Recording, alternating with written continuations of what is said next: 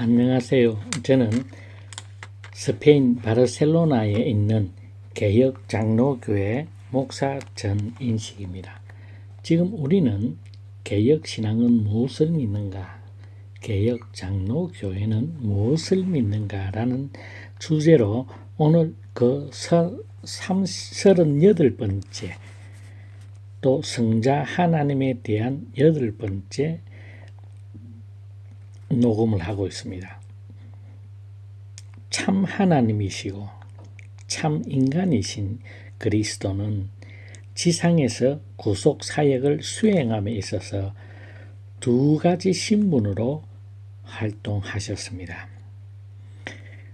그 중 첫 번째가 인간이 되심을 그리스도의 낮아지심 또는 비하라고 부릅니다. 또 부활하신 지위를 그리스도의 높아지심 또는 성귀라 부릅니다. 그리스도의 낮아지심은 그분이 자신의 영광을 비우고 잉태되시고 출생하시고 인간으로서 삶을 사시고 죽으심까지 십자가에서 죽으심까지 종의 형체를 취하신 낮은 신분을 의미합니다. 또 그리스도의 높아지심은 그분의 부활, 성천, 성부의 오른편에 앉으심, 그리고 심판하시기 위해 다시 오심을 다 포함합니다. 웨스트민스터 대교리 문답 51문과 46문에 기록되어 있습니다. 이 비하와 성귀는 성경에 보면 빌립보서 2장 5절에서 11절에 잘 나타나 있습니다. 그뿐만 아니라 사도신경에 나타난 사도들의 신앙 고백이기도 합니다. 또 예수님께서 이 땅에서 구속사역을 수행할 때에도 그리스도의 세 직무, 삼중직, 즉 선지자, 왕, 제사장 사역을 통해 구속사역을 이해할 수가 있습니다. 자, 그럼 위에서 이야기하였던 그 세부사항 하나, 그리스도의 낮아지심, 그리스도의 높아지심, 또 사도신경에 나타나는 사도들의 고백, 그리스도의 삼중직에 대해서 자세히 이제 알아보겠습니다. 그 첫 번째로 그리스도의 낮아지심, 비하. 영어로 humiliation, 한자어로 비하라고 합니다. 그 뜻은 스스로 자신을 낮추어 타인에게 업신여김을 받는다입니다. 우리의 신앙의 선배들은 사도들부터 모든 신앙의 선배들은 우리에게 겸손한 심정을 가르치기 위해서 이 항목을 사용했습니다. 신앙생활에서 겸손이 가장 힘든 것 중 하나지만 하나님의 자녀로서 이 겸손의 훈련을 이 지상의 삶, 즉 우리의 순례자의 삶에서 반드시 훈련을 받아야만 합니다. 잠언 3장 34절에 보면 진실로 하나님은 거만한 자를 비웃으시며 겸손한 자에게 은혜를 베푸시나니, 즉 겸손은 그리스도인들에게 선택이 아니라 필수라는 이야기입니다. 성자 하나님께서 자발적으로 행하신 낮아지심은 우리 신앙의 좌표와 지침을 줍니다. 그 첫 번째, 낮아지심의 첫 번째 출생입니다. 성육신 이야기입니다. 그리스도의 낮아지심은 동정녀 탄생으로 시작합니다. 동정녀 탄생은 이사야 7장 14절에 기록되어 있습니다. 이사야 7장 1절부터 13절에 그 동정녀 이사야 선지자가 동정녀 탄생을 이야기하는 그 배경을 우선 잠깐 살펴보겠습니다. 이사야 7장 1절에 보면 북이스라엘 왕 베가와 아람 왕 르신이 동맹을 맺어서 유다 왕 아하스를 공격해 왔습니다. 베가와 르신이 공격해 오니까 아하스의 마음과 백성의 마음이 숲의 나무들이 바람에 흔들린 것 같이 흔들렸다고 이사야 7장 2절에 기록하고 있습니다. 이렇게 그의 마음이 흔들리고 있는 아하스에게 하나님은 이사야 선지자를 보냅니다. 보내서 르신과 베가가 심히 노할지라도 이들은 연기나는 두 무지깽이에 불과하니 두려워하지 말고 낙심하지 말라고 7장 3절에 권하고 있습니다. 또 너는 내 하나님 야훼와 야훼에게 징조를 구하라고까지 합니다. 7장 11절에. 그런데 아하스는 한마디로 거절하며 나는 구하지 않겠다 하면서 하는 말이 나는 야훼를 시험하지 아니하겠다라고 말합니다. 7장 12절입니다. 그래서 이사야는 아하스에게 주께서 친히 징조를 너에게 주실 것이라. 보라, 처녀가 잉태하여 아들을 낳을 것이요 그의 이름을 임마누엘이라 하라고 예언하였습니다. 이것이 동정녀 탄생에 대한 이사야의 예언입니다. 메시아 탄생은 모든 사람들이 기대했던 것이고 왜냐하면 창세기 3장 5절 원시복음에서 여인의 후손을 이제 고속사의 진행에 따라서 점점 이제 가까워옵니다. 확실해지게 됩니다. 아브라함의 자손 이삭, 다윗의 후손, 다윗의 가지라고 이제 계속 더 명시되어져 나옵니다. 그래 유대인들에게 있어서 이스라엘 메시아의 탄생은 모든 사람들이 불구하고 모든 사람들이 기대했음에도 불구하고 아하스는 거절했습니다. 메시아는 때에 따라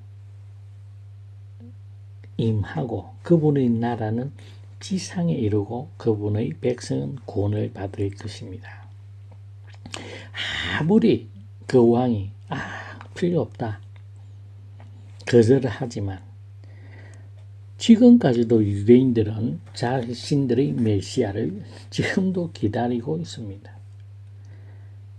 왕이 인정하든 거절하든 하나님의 작정은 반드시 이루어집니다.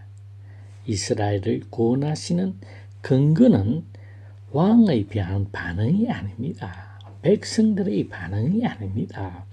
하나님의 언약입니다. 그 하나님의 언약이기 때문에 반드시 이루어집니다.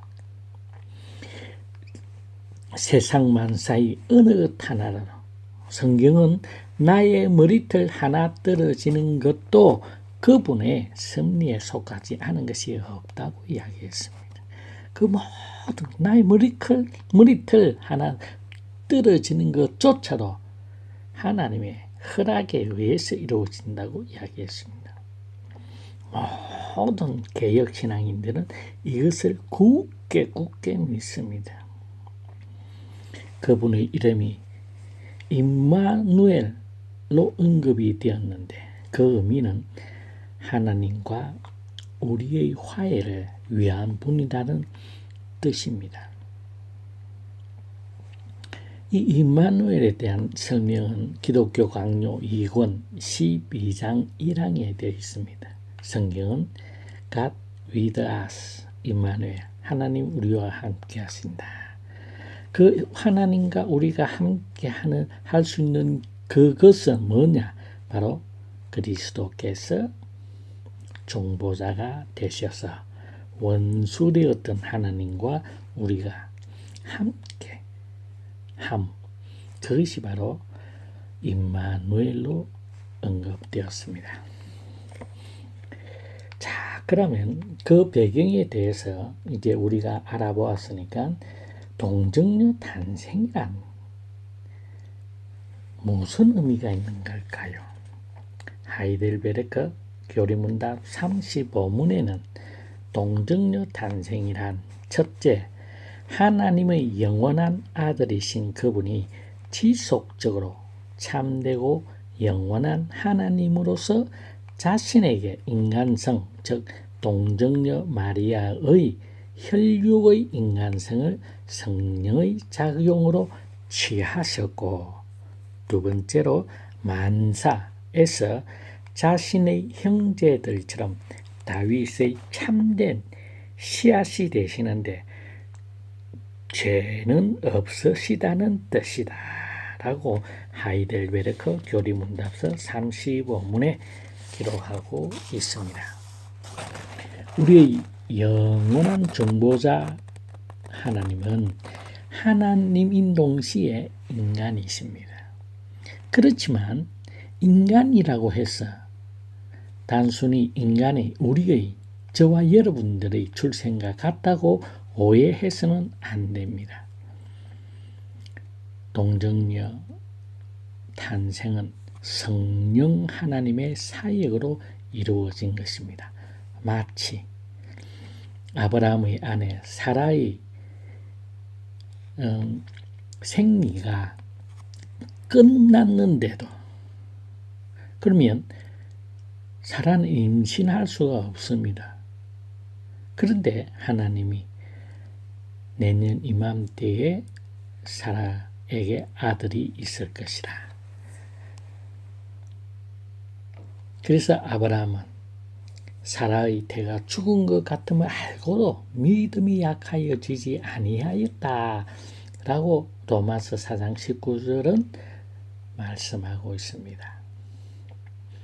자, 마치 사라의 태가 죽은 것처럼 죽었지만 성령 하나님의 사역으로 사라가 이삭을 낳은 것처럼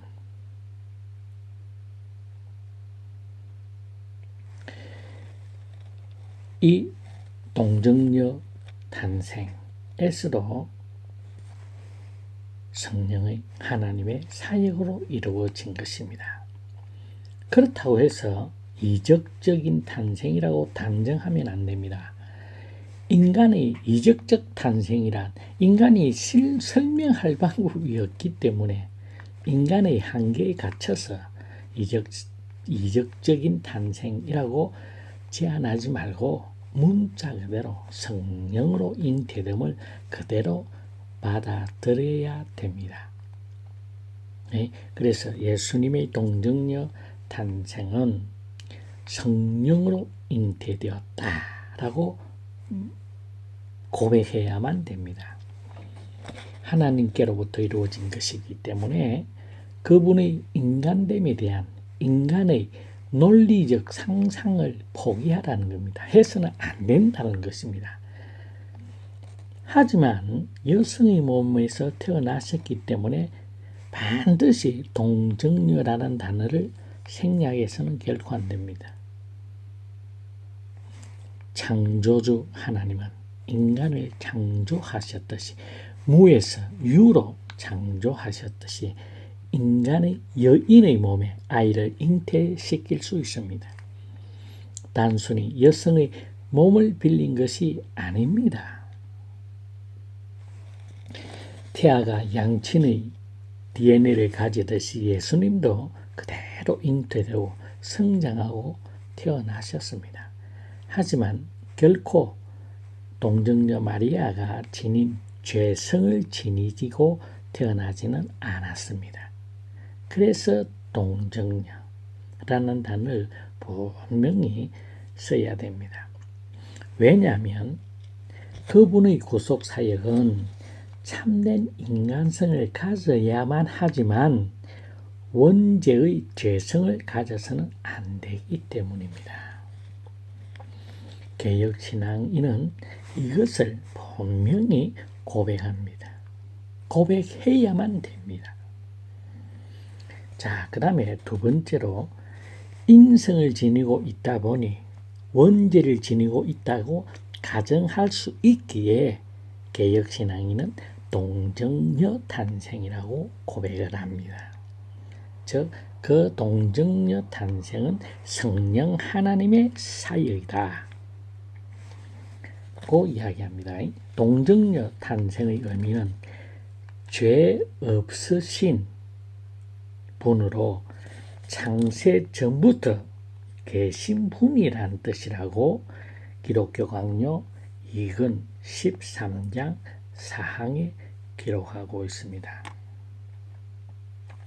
동정녀 탄생. 그 동정녀 탄생은 사도신경에서도 고백을 하고 있는데 그것은 그리스도의 인성이 죄가 없음을 밝히는 데 있습니다. 자, 우리가 여인에게서 태어났어.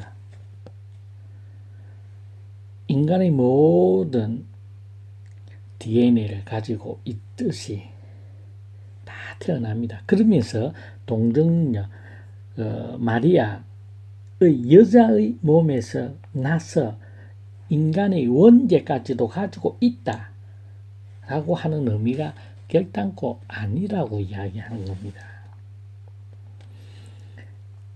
동정녀라는 단어를 사용하는 것은 죄가 없으신 분으로 창세 전부터 계신 분이란 뜻입니다. 그래서 그분이 육신을 입고 동정녀 탄생했다. 왜? 그분은 원래 창세 전부터 계신 성자 하나님이시기 때문입니다. 그래서 그 성자 하나님은 원죄를 가지고 태어나지 않으셨어야만 됩니다. 그래서 보통 인간들이 양친의 그 DNA를 가지고 있듯이 이분의 DNA는 특별한 하나님이 최초의 DNA라고 볼 수 있습니다. 성부 하나님, 성자 예수님, 성령 하나님의 그것을 그대로 가지고 계신 분이라는 의미입니다. 그래서 원죄를 그 가장 큰 중요한 의미는 원죄를 가지고 계시지 않았다라는 의미입니다. 그것을 기독교 강요 2권 13장 4항에 기록하고 있다고 기록하고 있습니다. 자, 그러면 이제 우리의 현실로 한번 돌아와 봅시다. 1985년부터 시작된 예수 세미나, 헤수스 세미나를 주도하고 있는 자들은 예수님이 메시아가 아니다라고 주장합니다. 그냥 우리가 본받아야 될 선생, 위대한 종교가 아니면 혁명가, 가난한 자들을 도와주었던 사회혁명가로 생각을 합니다. 그렇기 때문에 그들은 예수 세미나라고 주장하지만 여기서 예수의 의미는 역사적 나사렛에 2000년 전에 살았던 혁명가 예수, 우리가 본받아야 될 예수, 가난하고 핍박받는 자들을 위해 희생당한 예수, 이야기하는 거지. 성경에서 이야기하는 성자 예수님, 또 그리스도 예수가 아니라는 이야기입니다. 그러니까 그들은 예수 세미나를 주도하지만 그들이 이야기한 예수는 메시아가 결단코 아닙니다. 메시아가 아니기에 부활도 있을 수도 없지요. 부활한 적이 없기 때문에 재림할 수도 없지요. 또 그들은 동정녀 탄생은 상식에 맞지 않다. 비상식적이다. 또 여성 폄하성 발언이라고 주장합니다. 자, 우리가 성경의 여러 가지 하나님, 성령 하나님의 사역을 볼 때 그것은 비상식적이라는 말을 쓰지 않습니다. 초상식적, 우리의 인간의 이성을 넘어선 초상식적이라 하지 비상식적이라는 거 이야기 안 합니다. 비상식적이라는 말은 보통 인간의 수준에도 미치지 못한다 이 말입니다. 그러나 성경의 많은 기사와 이적들은 초상식입니다. 비상식이 결코 아니라는 겁니다. 또 토마스 제퍼슨이라는 사람을 미국의 제1대 대통령이지요. 그 사람을 우리는 굉장히 훌륭한 사람으로 기독교에서도 이야기하는 경우가 많이 있습니다. 그런데 그 토마스 제퍼슨은 기독교인이 아닙니다. 여기서 말하는 이런 자들과 비슷한 생각을 가지고 있습니다. 그래서 토마스 제퍼슨 성경이라는 게 있습니다. 그게 뭐냐면 자기가 성경을 읽다가 이건 자기 머리로 이해가 안 된다 할 때 가위로 다 잘라낸 누더기가 된 성경을 토마스 성경이라고 이야기합니다. 성경에서 일어나는 그 모든 이야기, 우리의 이성으로서 이해할 수 없는 요즘 들어서 과학으로 정리되어지지 않은 이런 일들을 비상식적이니 또 이 페미니즘적인 여성 폄하성 발언이라고 동정녀 탄생을 주장하는 자들이 예수 세미나를 주도해왔다는 사실을 분명히 아시기 바랍니다. 또 우리가 일반적으로 미국의 신앙 생활 하는 것들은 국가 자체야 설립될 때 모든 거의 대부분의 사람들이 신앙의 자유를 위해서 온 사람들이긴 합니다. 그러나 그 중에서는 이신론자들, 즉 하나님은 천지 창조만 해놔놓고 더 이상 간섭하지 않는다. 모든 인간의 뜻대로 모든 것이 다 이루어진다라고 하는 인간 이성 중심의 사고를 하던 사람 중 한 사람이 바로 토마스 제퍼슨입니다. 그래서 토마스 제퍼슨 성경이라는 것도 있습니다. 그러면 이들은 현대판 지지난주에 공부했던 소진이주의로 인간의 죄의 문제를 망각합니다. 그러다 보니까 성자 하나님의 신성을 부인하기 위해서 그분의 인간 되심을 철저히 보통 인간화한 망령된 발언들을 지금 하고 있는 겁니다. 다시 한번 강조합니다. 인류의 모든 문제의 본질은 죄로 말미암습니다. 이 죄로 말미암다고 했을 때 이 죄는 바로 이 죄 때문에 인간의 죽음이, 즉 하나님과 분리되어진 문제입니다. 그래서 이 죄로 말미암아서 하나님과 하나님으로부터 분리되어진 피조 세계를 지배하게 되어진 것이 바로 생로병사의 문제입니다. 그래서 인류의 모든 문제는 죄로 말미암았고 그 죄의 문제를 해결하기 전에는 어떤 문제도 본질적으로 해결되어 될 수 없다는 것을 분명히 알아야 됩니다. 즉 죄의 문제를 해결했다는 문제의 말은 뭐냐? 그냥 논리로서 해결할 수 있는 문제가 아니라는 겁니다. 실제에 있어서 죽음의 문제를 해결을 했다 할 때입니다. 그것이 바로 죄의 문제를 해결했다.